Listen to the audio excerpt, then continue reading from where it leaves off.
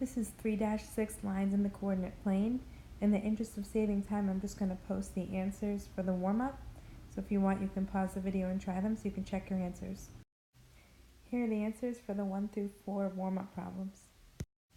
Equations of lines can be written in two different forms. There's point-slope form, which is y minus y1 equals m parenthesis x minus x1. There's slope-intercept form. Slope is m, intercept is b. That's why we call y equals mx plus b slope-intercept form.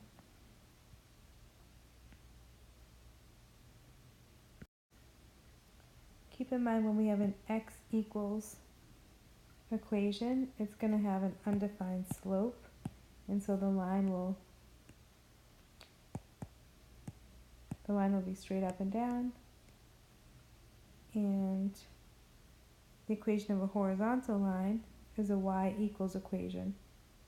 If you think about it, the m is 0 because we're missing the y equals mx because it was 0 times x, which is 0. So how we ended up with just y equals a b or y equals a number, a constant. That was a slope of 0.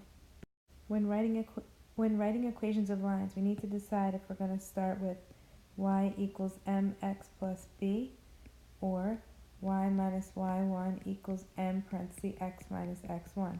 I almost always start with the second one, the point-slope form, because usually I'm given point and a slope. Let's see what we're given the first time. The line with the slope of 6, so that's my m, through a point. Okay, well I have a point and a slope, so I'm going to use point-slope form. Y minus y1 equals m parenthesis x minus x1. Remember that the 3 is x1 and the negative 4 is y1. So I have y minus negative 4 equals m, which is 6, times x minus 3. And so we're actually going to stop here because this question said to leave our answer in point-slope form. So once we've plugged in the point and the slope, we're actually done. So that's our final answer in point-slope form.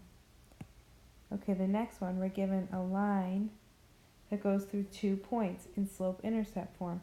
Well, either way, I still like to use the y minus y1 equals m parenthesis x minus x1. So I have an x1 and a y1. You can pick any point you want to use. The problem is I don't have my m, my slope. But I can find slope of 2 points. I can do m equals y2 minus y1 over x2 minus x1. So y2 is 2 minus y1 is 0 over x2, which is 1, minus x1 is negative 1. So I get 2 over 1 minus negative 1 becomes 1 plus 1, which is 2. 2 over 2 equals 1. So my slope is 1, and I'm going to use the ordered pair negative 1, 0. So y minus 0 is equal to my slope 1 times x minus x1, which is negative 1. So that becomes a big plus. Okay, so y minus 0 equals, we're going to distribute the 1 to both terms. So 1x or x plus 1 times 1 is 1. And then we don't really need that minus 0, or you can add 0, however you want to think about it. Either way, that ends up going away. So we have y equals x plus 1. So on this one, the reason why I didn't leave my answer in point-slope form and I had to distribute and isolate y is because this question said to leave it in slope-intercept form, which is y equals mx plus b. So this is now in slope-intercept form, y equals mx plus b.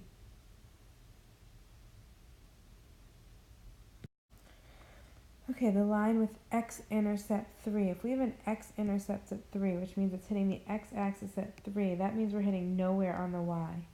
And if we have a y-intercept of negative 5, that means that it's only hitting on the y and not anywhere on the x, so the x is 0. So now that I have my two ordered pairs, I could find the slope, y2 minus y1 over x2 minus x1. And I end up with negative 5 over negative 3. Well, two negatives make a positive, so I got 5 over 3. And now I can use my point-slope form. Y minus y1 equals m parenthesis x minus x1. Y minus, I could just pick one of these points, so I'll call my y1 0 equals the slope 5/3 times x minus 3. And I'm going to stop there because it says to leave in point slope form. We can always simplify what's on the left. We could just do like y equals, since the 0 means nothing to me. But this is point slope form.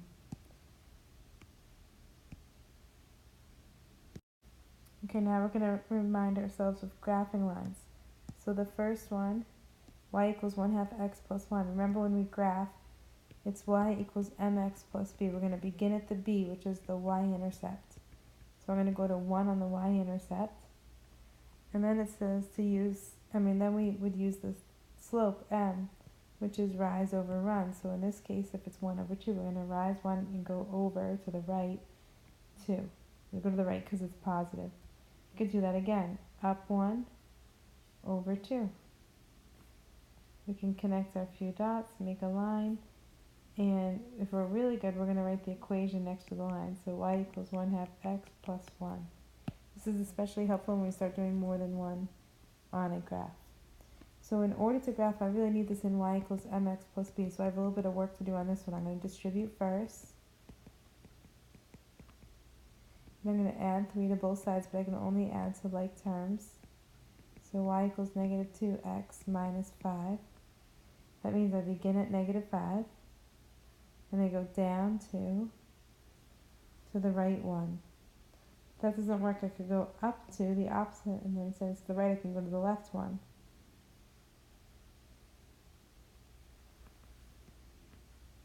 Remember to write the original equation next to that, so y minus 3 equals negative 2 parentheses x plus 4. Okay, for example C, remember when we have a y equals, that's going to be a horizontal line at negative 3. So y equals negative 3, and x equals 4 is a vertical line.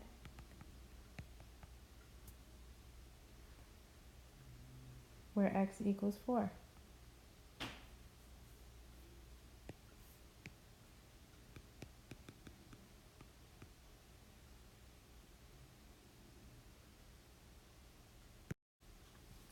A system of two linear equations in two variables represents two lines. The lines can be parallel, intersecting, or coinciding, which is really the same line. So we can end up having the same slope, which is parallel. We can have different slopes, which is intersecting lines.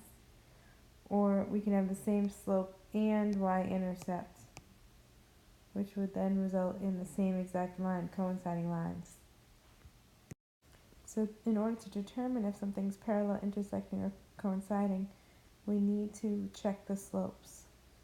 So in example 1, my slope, or A I should say, my slope is 3 and my other slope is negative 3. So the y is isolated. I'm looking in the m spot once the y is isolated. Since these aren't parallel or perpendicular slopes, we would write neither. Erica is trying to decide between two car rental plans. For how many miles will the plans cost the same? Okay, let's let x be our number of miles.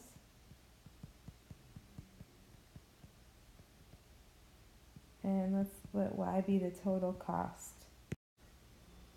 So the total cost for plan A, that would be $100 plus 35 cents per mile. Plan B, that would be $85 plus 50 cents per mile. In order to see when these plans will cost the same, it's saying basically when will they be equal. Let's set them equal to each other to see. So 100 plus 0.35 per mile we'll call h. Is equal to 85 plus 0.5h. So subtract 0.5h from both sides.